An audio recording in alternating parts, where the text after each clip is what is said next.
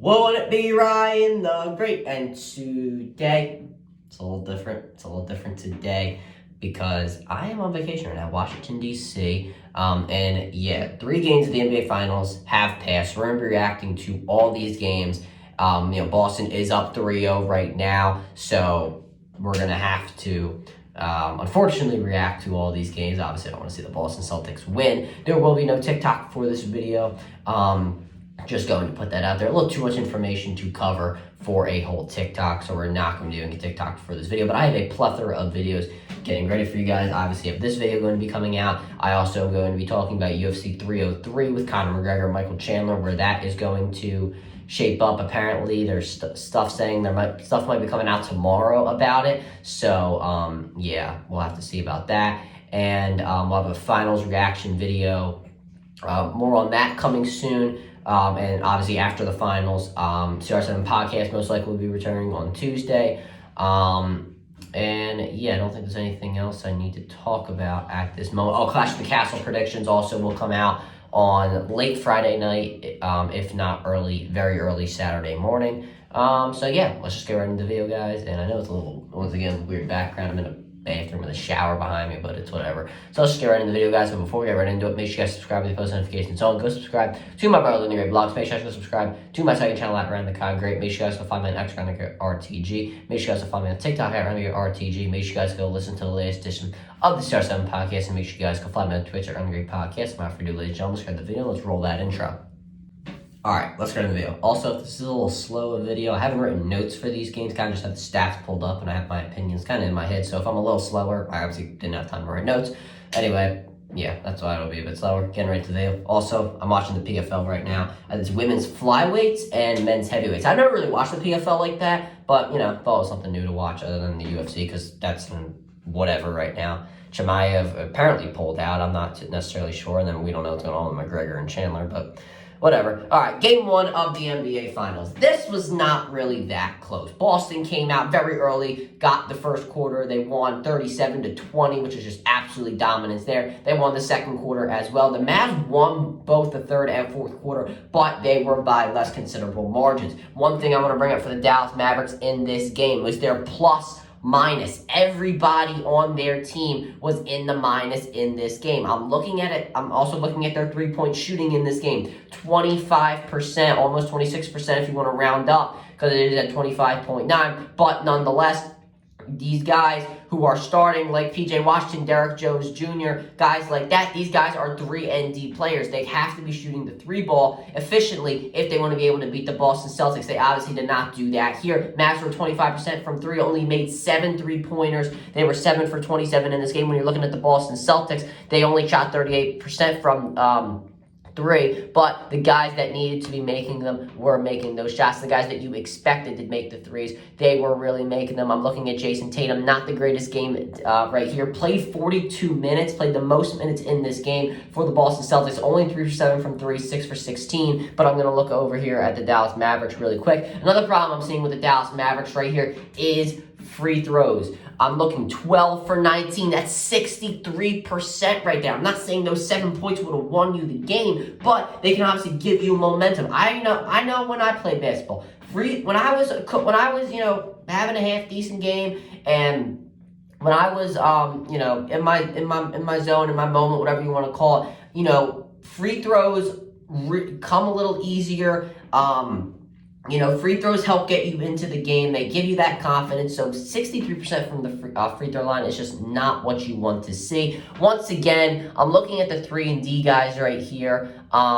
They just did not play well. The bench also has been absolutely terrible. Derek Lively played, 18 minutes, only took 1 shot. He's a guy that has to be scoring off the bench. I was looking at a guy like a Maxi Kleber coming into the series. I was looking at him to be shooting 3s. He didn't even shoot a 3 in this game. Tim Hardaway Jr., who obviously we'll talk about him in game 3, shot 0 for 2 in this game. Apparently, he hasn't made a shot since March, which is just absolutely crazy.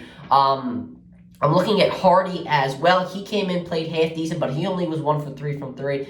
He was -3 in the plus minus. Can't see that there. Anybody who really played considerable minutes, really just didn't play that well. It just didn't play that well. They just were in the minus. I'm looking at Boston. I mean, it was absolute dominance from them. Everybody in the plus that was in the starting five. Everybody who also played a considerable amount of minutes was in the plus, but I'm going to start off here with the bench. I'm going to start with Kristaps Porzingis, obviously coming back from that foot or leg injury during the first round of the NBA playoffs. I'm looking at him right here. Absolute dominant presence in the paint. I believe he had 3 blocks total in the game. He was dominating the early stages of the game. Obviously dwindled more towards the later stages because the Celtics had a half-decent lead in that time period. Also, you wanted to give him limited minutes, only playing 21 minutes, just coming back from this injury. But I'm looking at Kristaps Porzingis, 8 for 13 from the field. I think he really had an impactful presence on defense. And I mentioned this in Game 3. I tweeted this out in the beginning when the Mavs jumped out to an early lead. It seemed like the Mavs had no problem going in the paint on somebody like an Al Horford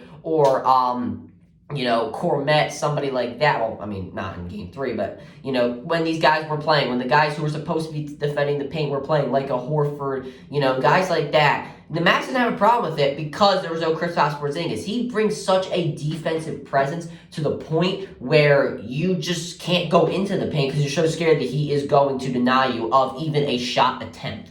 I'm looking at everybody else from the bench. Not really much going on here, but everybody across the board in the starting five played very, very well. All of them with 10 points or more. They also shot pretty efficiently too. If your name is not Jason Tatum, obviously Al Horford 10 points, 4 for 8 from the field. Drew Holiday 4 for 9 from the field. Derek White 5 for 11 from the field, and Jaylen Brown, who was, I guess you could say, the star of this game, 7 for 12 from the field with 22 points. So everybody got some in this game. Obviously, Kristaps Porzingis was, probably the most impactful player in this game, and you do like to see that. Also, for the Mavericks, once again, nobody could just get going. Luka had absolutely no help in this game. He had 30 points, only did shoot below 50% from the field. Took 26 shots to get 30 points. It is what it is.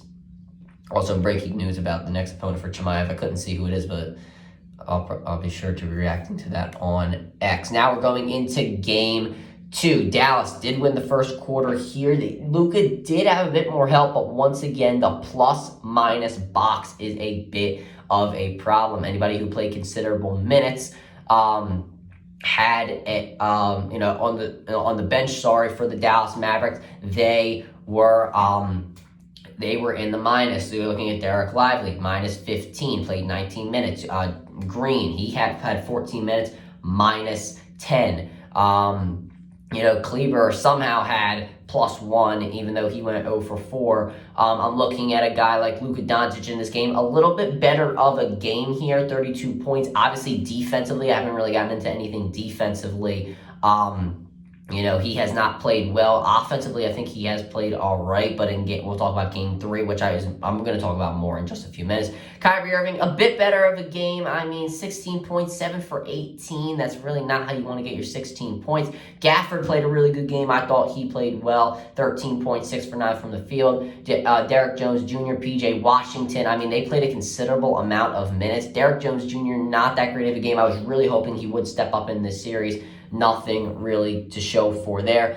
But yeah, I'm looking at the Mavericks in this game, and you could have taken this one. The second quarter was a big blow, obviously, and the third quarter as well. You lost both of those quarters by 6 points. You did win the fourth quarter, but you really, really, really could not have given up this game. And I really want to look at somebody in the starting five here, that being named Drew Holiday. What a game for Drew Holiday in Game 2. Not only could he do it on the offensive end, but he was doing it on the defensive end. There's a reason he is being considered for Finals MVP, which I'll talk about in a bit, because he has been able to score on the offensive end and shut down Kyrie Irving on the offensive end. When you're talking about 16 points with 18 shots for a Kyrie Irving type level player, that is shutting down. I don't care what you say. Drew Holiday has been locked down in this series. I did expect that. I'm looking at Tatum once again, just not a good game at all. 6 for 22 from the field, 18 points, 1 for 7 from 3. Al Horford, not really much going for him. He played more of a defensive role because he kind of had to.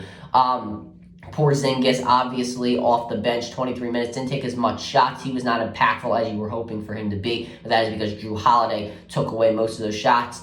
Not really anybody. This was a close game, so you couldn't really see, anybody except for Hauser, Porzingis, and Pritchard. So not much going from off the bench from the Boston Celtics. But I am liking what Jaylen Brown has been doing here. This would really be the only game I would say why he shouldn't win Finals MVP, because he did go 1 for 5 from 3. Boston did go 25% from 3 in this game. And once again, I'm also going to go back to the Dallas Mavericks here. Free throws, 6 for 14 from the free throw line. That's 66%. That's 8 points. How many did you lose by? You lost by 7. You would have made all those free throws, then you would have ended up winning this game. That is a big problem right now for the Dallas Mavericks. I feel obviously it might be a little too late to come back from this, but that was a very, very big problem here that I do want to look at. Mavericks even worse from 3. Luka really the only one showing out in that one, 23% from the field. I feel like, when the Dallas Mavericks end up losing the series, they're definitely going to have to talk about getting some 3-and-D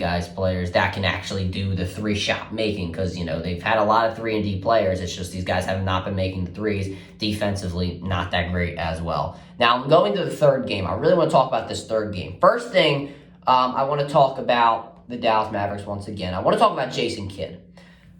You had a 20-2 run up, or 22-2, 20-2, whatever it was.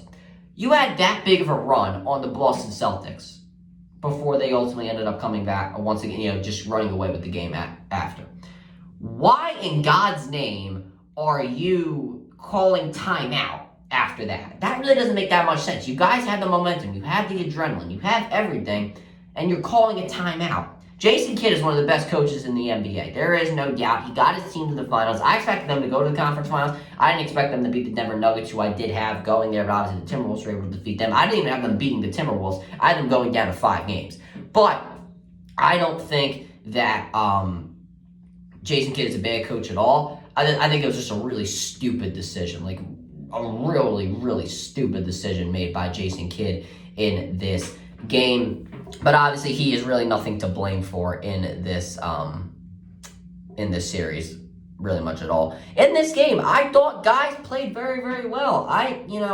Not guys. I thought 2 guys played very, very well. Luka Doncic and Kyrie Irving. Kyrie really stepped up in this game. He was the leader. 35 points for him in this game. Luka Doncic, 27 points. But it took 27 shots. Well, Luka actually killed his team. What am I saying? Kyrie Irving was really the star of this game. But once again, everybody who played a considerable amount of minutes is in the minus. Tim Hardaway Jr., 19 minutes, minus 16. Derek Lively, he did go plus 6. I will give him that. Green, only plus 3. He only had 3 points. So how much does that really do? Not really much here from these guys. Obviously, Lively, he had a bigger role at the end of the game, 5 for 6 from the field, but most of those did come off an easy dunk. So how much credit can you really give him? 11 points in this game off the bench. But nobody else. Derek Jones Jr., once again, somebody that I really expected to step up in this series, 1 for 2 from the field. P.J. Washington, he was supposed to be this big acquisition, 3 for 9 from the field. Absolutely terrible. And once again, enough free throws. They actually did well. I thought they didn't shoot well from free throws in this game. But 87% from the free throws, not that bad at all. But what do you call it? I want to talk about Luka Doncic, who absolutely killed his team. Now, you could talk about how, that 5th foul or whatever should not have been called. That's what I've been hearing a lot. And that's fair. That 5th foul was definitely a debatable call. And maybe even the 6th foul, you could say. I thought it was a blocking foul. I thought he got there late, but you can say what you want to say. Why is he playing so aggressive? If he knows he has a considerable amount of fouls, and he knows if he's going to have to play aggressive because you're losing, you have to play aggressive to come back in this game, why are you drawing more fouls earlier in the game if you know you're going to have to use them later in the game? I think there was 1 foul at half court on Peyton Pritchard. Why are you lunging over him? Everybody knows that you can't go like this. You have to go like this. All right?